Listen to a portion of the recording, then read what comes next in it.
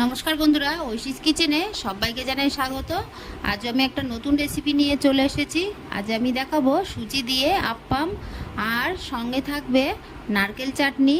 আপনারা দেখুন কতটা সফট আর নরম জালিদার হয়েছে। আপনারা এইভাবে বাড়িতে সুজি দিয়ে আপ্পাম বানাবেন আর এরকম চাটনি বানিয়ে খাবেন। তাহলে রেসিপিটি দেখুন। প্রথমেই আমি এক বাটি সুজি নিয়েছি, ওই বাটির মাপেই হাফ বাটি দিয়ে দিলাম টক দই। এরপর এর মধ্যে আমি আরও হাফ বাটি জল দিয়ে দিলাম। সকালবেলা হেলদি ব্রেকফাস্ট আপনারা এইভাবে আপ্পাম বানিয়ে খেতে পারেন। এই আপ্পাম বানাতে কোনো তেলের প্রয়োজন হয় না। খুব ভালো করে মিশিয়ে নেব।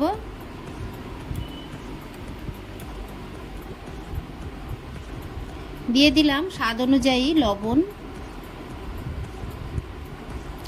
আরও একটু জল দিয়ে দিলাম, দিয়ে ভালো করে মিশিয়ে নেব। একটা ঘন ব্যাটার আমি রেডি করে নেব।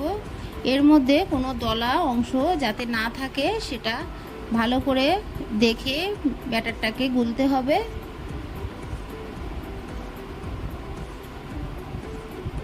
আরও একটু আমি জল দিয়ে দিলাম।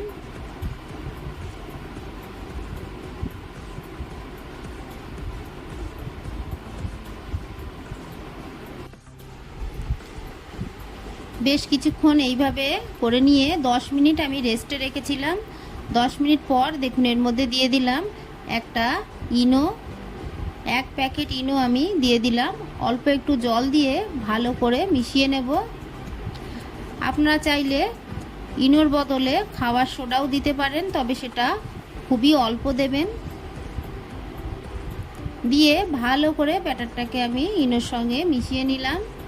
আর দেখুন ব্যাটারটা দেখেই তো বুঝতে পাচ্ছেন কতটা পাতলা হয়েছে। খুব বেশি পাতলা হবে না আর খুব বেশি ঘন হবে না।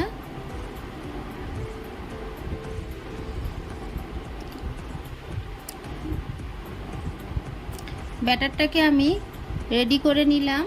এরপর গ্যাসে আমি একটা প্যান বসিয়ে দিয়ে প্যানটাকে গরম করে নিয়েছি। এই প্যানের মধ্যে দেখুন আমার ছোট হাতা, তাই 2 হাতা আপ্পাম আমি দিয়ে দিলাম। আরও একটু দিয়ে দিচ্ছি, দিয়ে ভালো করে চারিদিকে একটু ছড়িয়ে দিলাম।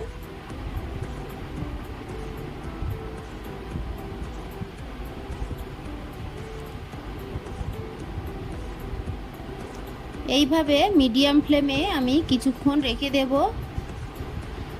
একটা ঢাকা দিয়ে আমি কিছুক্ষণ এইভাবে রেখে দিলাম। তারপর ঢাকাটা তুলে দেখুন আপ্পামটা চারিদিক থেকেই উঠে যাচ্ছে আর কতটা জালিদার হয়েছে। সকালবেলা কম সময়ের মধ্যে আপনারা এইভাবে ব্রেকফাস্ট বানিয়ে সবাইকে খাওয়াতে পারেন বা টিফিনে দিতে পারেন। আরও একটা আপ্পাম আমি বানিয়ে আপনাদের দেখাচ্ছি।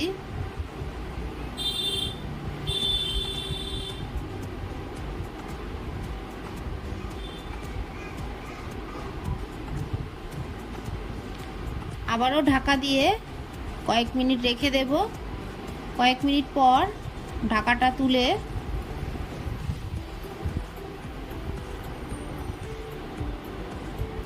দেখুন আপ্পামগুলো কতটা জালিদার হয়েছে আর খুব সহজেই প্যান থেকে উঠে যাচ্ছে, কোনো তেলের প্রয়োজন নেই। এটাকেও আমি তুলে নিলাম। কতটা জালিদার হয়েছে দেখুন আর কতটা সফট হয়েছে। একইভাবে আমি সব আপ্পামগুলো করে নেব। একইভাবে আমি সব আপ্পামগুলো করে নিলাম। এরপর দেখুন আমি একটা নারকেল কোড়া একটা মিক্সার জারের মধ্যে দিয়ে দিলাম। আগে থেকেই নারকেলটাকে আমি কুড়ে রেখেছিলাম।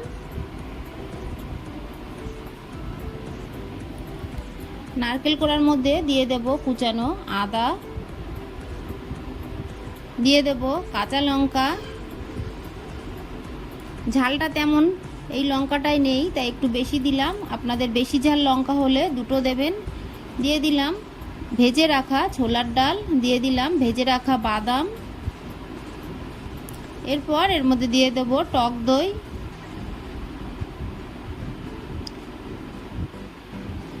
এইভাবে আপনারা বাড়িতে একবার নারকেলের চাটনি বানাবেন, দেখবেন এর টেস্টটা কতটা ভালো হয়।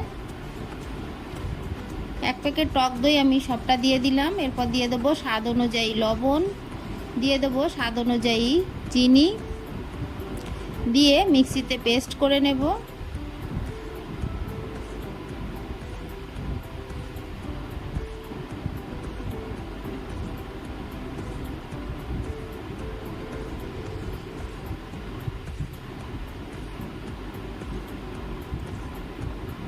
দেখুন কতটা ঘন হয়েছে।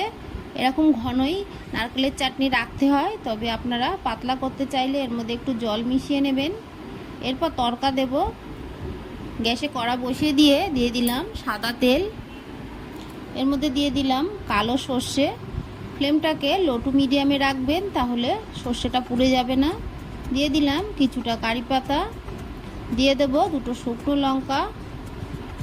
কয়েক সেকেন্ড এইভাবে আমি নেড়ে নেব।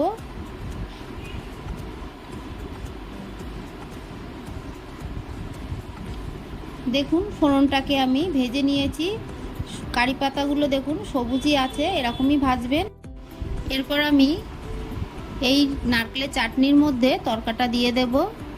এটা দিয়ে মিশিয়ে নিলেই রেডি লোভনীয় স্বাদে নারকেলের চাটনি।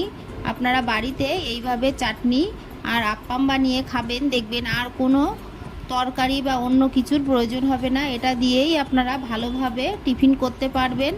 রেসিপিটি ভালো লাগলে প্লিজ আমার চ্যানেলটিকে সাবস্ক্রাইব করে পাশে থাকা বেল আইকনটি ক্লিক করে দেবেন, তাহলে আমার নতুন ভিডিও নোটিফিকেশান আপনাদের কাছে পৌঁছে যাবে।